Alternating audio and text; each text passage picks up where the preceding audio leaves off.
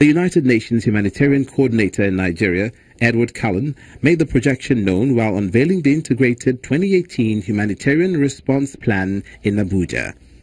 This plan demonstrates the commitment of the international community to the people of Nigeria.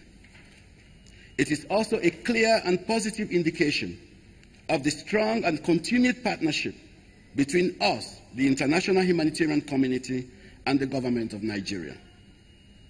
As we know, the humanitarian crisis in northeast Nigeria has spilled over into the Great Lakes region, and we are all aware of the fact that it is one of the most severe humanitarian crises in the world today, and it is currently in the 9th year. This crisis is a protection crisis, first and foremost, and has evolved over the years into a serious food security and nutrition crisis. 7.7 million people are in need of humanitarian assistance this year in the worst affected states of Borno, Adamawa, and Yobe. These are people who have been displaced and are living in camps or host communities.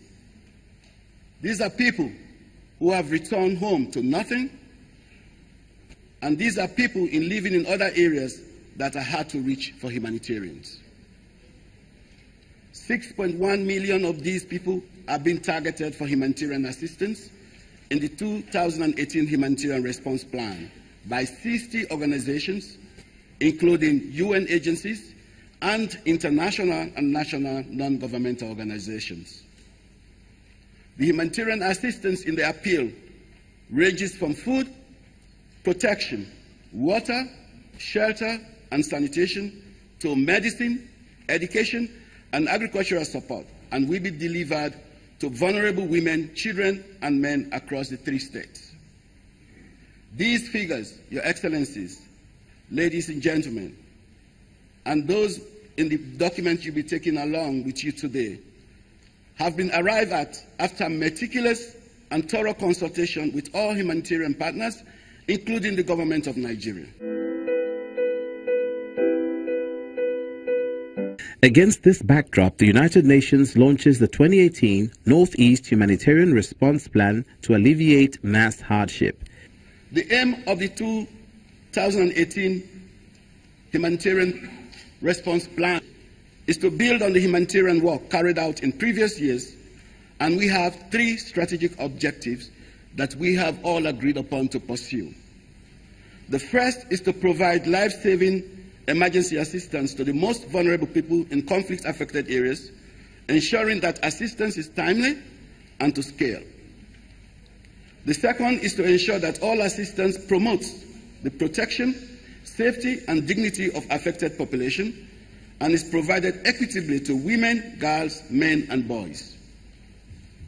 The third is to help people kickstart their lives again and also reconstruct the foundation of their lives so that they can better prepare for future crises.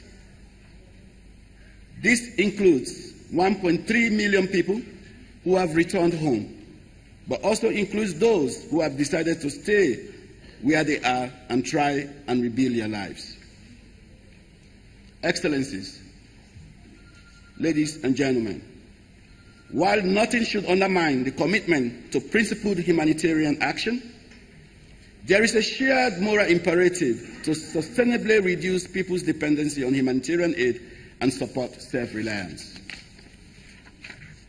This year, we, a community of 60 organizations working closely with the government of Nigeria,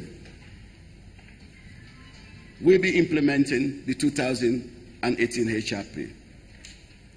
And in this HRP, we will aim to provide food assistance, including through agriculture, to 3.7 million people in the 3 affected states in northeast Nigeria. Because grave violations of human rights continue to take place on a daily basis, we aim to support 2.7 million vulnerable women, children, and men with protection services. The federal government says local content is central to inclusive recovery of the Northeast and nation at large. The government of Nigeria has led from the front, creating an enabling environment in which humanitarian actors can operate in Nigeria. The federal government remains committed to continuing to coordinate efforts as well as to contribute directly to the response.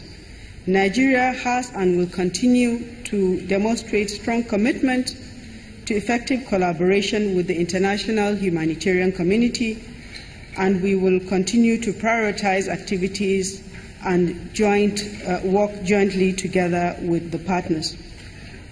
Even as we today request for support and assistance required to tackle the crisis efficiently, we are at the same time able to demonstrate leadership in world-class coordination and coherence of action by providing additional resources which have supported military operations as well as the rebuilding of infrastructure. As of 3 years ago, access to Maiduguri alone was a major challenge.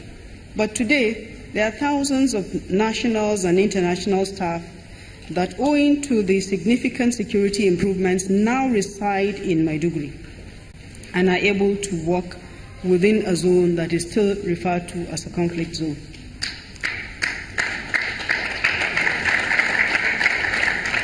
The Nigerian armed forces have recorded numerous successes recovering territories that were previously claimed by the insurgents.